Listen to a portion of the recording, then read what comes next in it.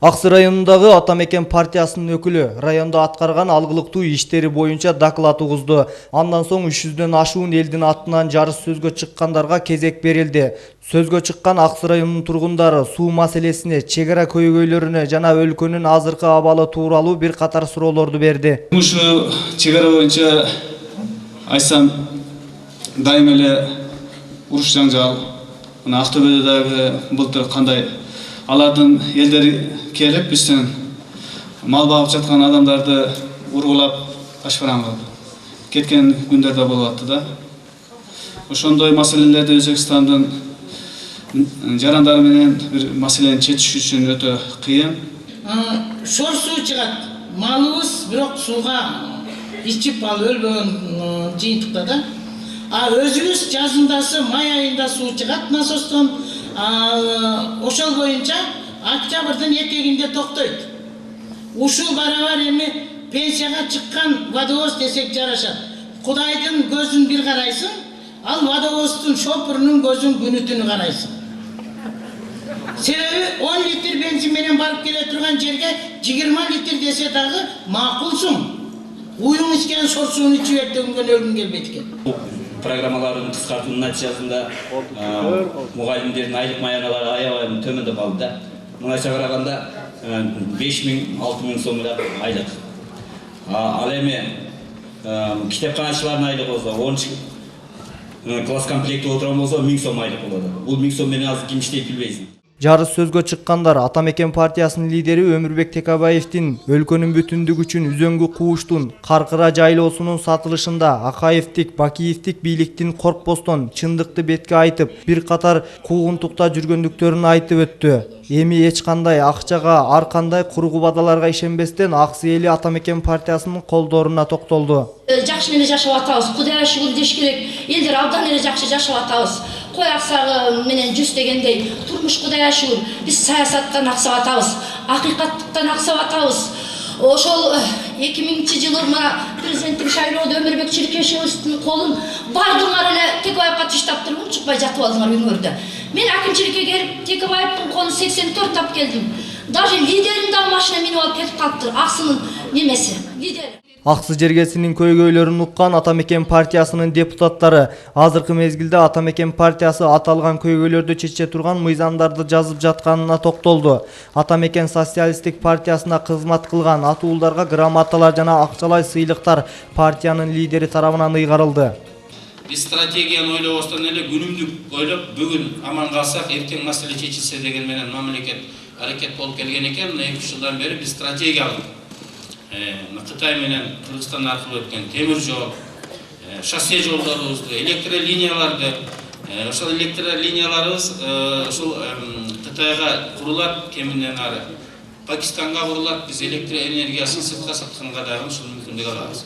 Эми электр энергия жөнүндө келгенде, анын баасы жөнүндө айтып коюшум керек. Бул кагаздарда мына ошондой суроолор бар. Тарифти көтөрөм деп Бакиев кетти эле, силер да көтөрөм деп атасыңар. Этият болгола деп баасы лескеттир да биздичи. Бакиевтер 3 эсе көтөрүп тарифти. Север электронун баласына 3 миллион долларга эле сатып жиберген. 3 миллион эле доллар. Биз аны кайра тартып алып, тарифти төмөн түшүрдүк. Тарифти төмөн түшүргөн бул маалыматты силерге Атамекен эмне кылды десе, активисттериңер билип коюшуңар керек да. Декретти мен жазгам. Тариф төмөн түшсүн деген. Тарифти ушул ордуна алып келип койдук.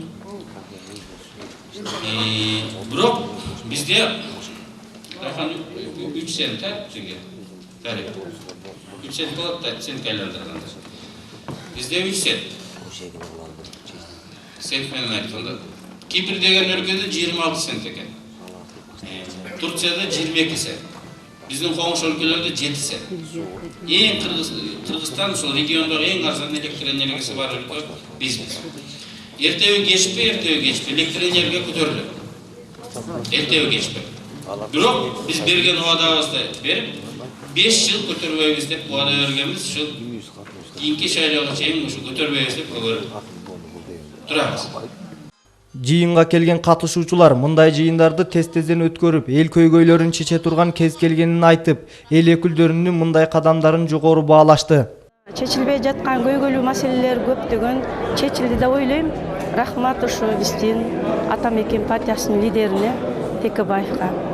Ошо партиянын кылган иштерин жыйынтыгы, келечекте ошо кандай иштерди апарабыз деп ошо конференцияларда чечет. Анан бүгүн өзүңөр да көрдүңөр, ошо Атамекендин, ошо биздин партиянын ошо лидери өзү келип, өзү катышып, өзү баягы жакшы иштегендерге ошо грамоталарды кылган. Конференциянын элдерге көп жакшы жактары болду.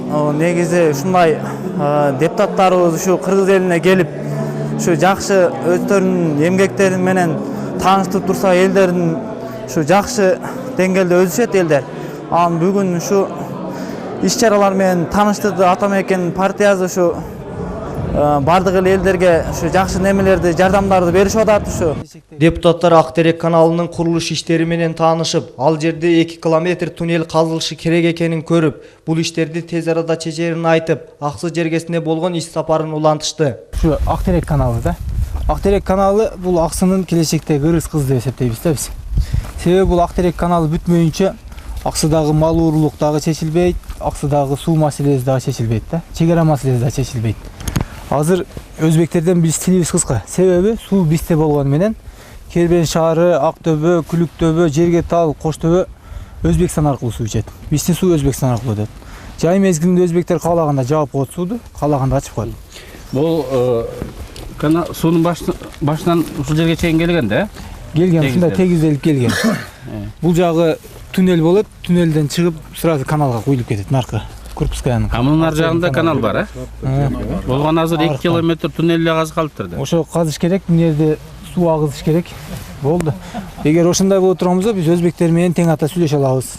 Чек ара маселеси боюнча, мал уурлук маселеси боюнча. Азыр былтыркы статистика боюнча эле Актөбөдөн 180 канча мал уурдалган, Актөбө бир эле айылдан Өзбекстанга. Ушуну казайлык аз эле калыптыр деп. Кароодо деле казыш жеңил эле бетондош керек экен да. Жанагындай кальциолорду алып келип коюп, трубалардан деле. Мына ушул маселелерди чечүү үчүн Аксы районунда дагы жаңы жерлерди өздөштүрүш керек. Анын үчүн ал жерлерге суу алып барыш керек. Өздөштүрүлгөн жерлерге жол алып келиш керек.